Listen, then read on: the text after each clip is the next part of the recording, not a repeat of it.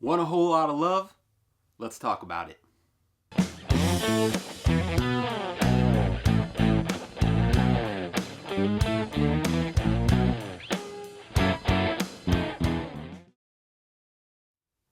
Robert Plant, Jimmy Page, John Bonham, and John Paul Jones.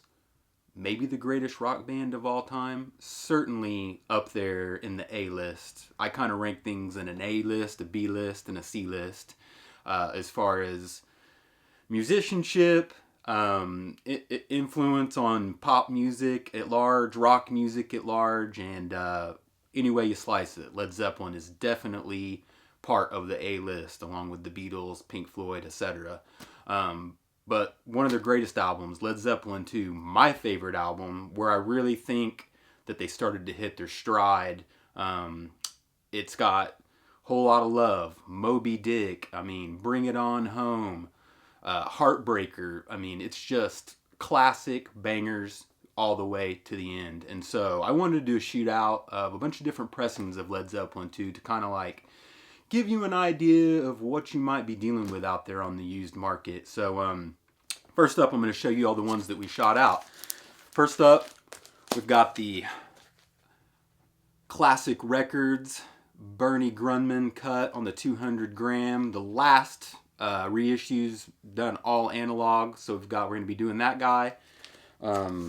This is obviously the hot mix, the RL Sterling. This one actually has RL on one side and LH on the other for Lee Holko, but Lee actually used Robert's cutting notes, so his EQ notes, so it sounds the same as a double RL. So we used that one.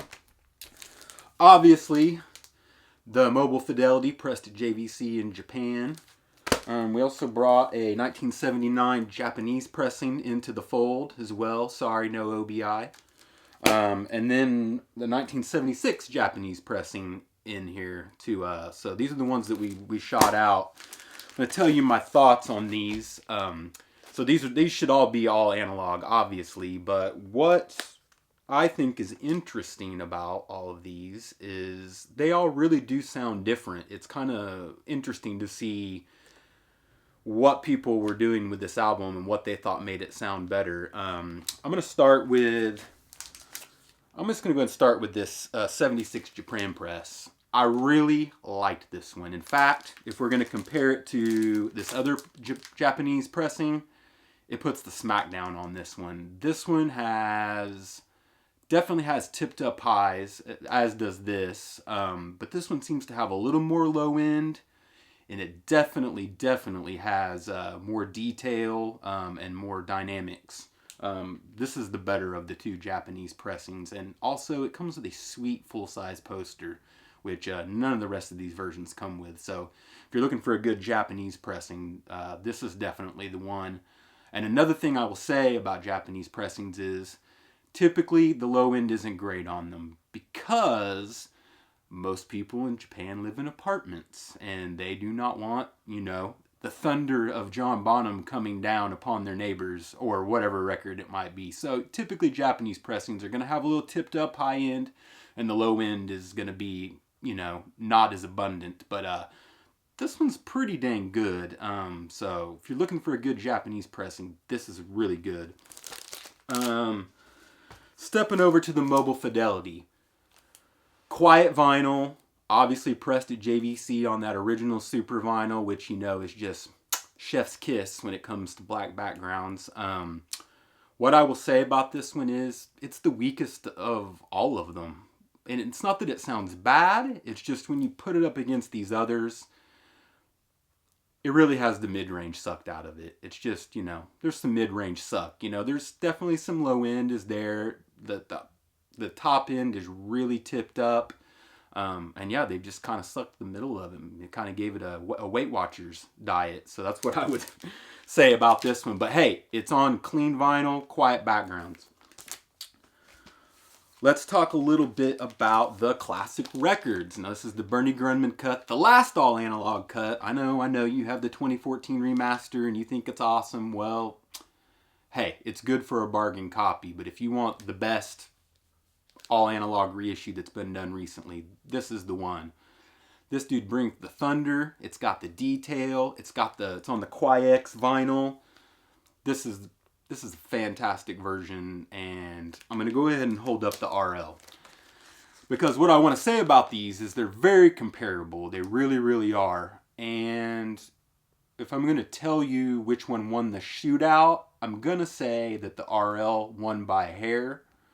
But if you can find an RL that is near mint, like you're probably going to be able to find one of these, you're probably going to pay big dollars for it, is what I'm saying. You know, you're going to pay $500, $600, $700, $800 for a near mint RL. This is more of a VG copy right here. So if you're like, hey, I want the best bang for my buck, I'm gonna have to go with the classic records. I mean, you can find it under 500 all day in near mint condition. And it's got a lot of the same stuff that the RL has. It's got the thunder, it's got the detail. I mean, Jimmy's guitar is flying back and forth between the speakers. It's just, it's really great. And, but like I said, if you can afford to get a clean RL, that's the one. But if you're like, hey, I don't want to go to all that trouble, then bam, the classic records. So those are the versions that I have. There's many other versions of this record, just like, you know, there is a lot of classic records. So, you know, do your research, search out what you like. You know, what I like may not be what you like. It's totally system dependent. I shot this out on a Macintosh 6700 with a clear audio table with an Ortofon black moving magnet cart and Klipsch Cornwall speakers. So that's my setup. Super efficient, super dynamic, really ready-made for classic rock. So, but yeah, do your research and get the copy that you want. But that's just kind of where I'm at. These are the two. These are the grand poobahs, the RL and the classic records. So appreciate you guys tuning in. I'm going to have all of these for sale on the website, HiFidelityRecords.com. There'll be a link down in the description. And if you like my videos, like what I'm doing, give me a subscribe. I usually don't ask because I'm not trying to be a content creator. I'm just trying to be a record lover. But if you want to subscribe, I would really appreciate it. I appreciate you guys watching. And until next time, see you then.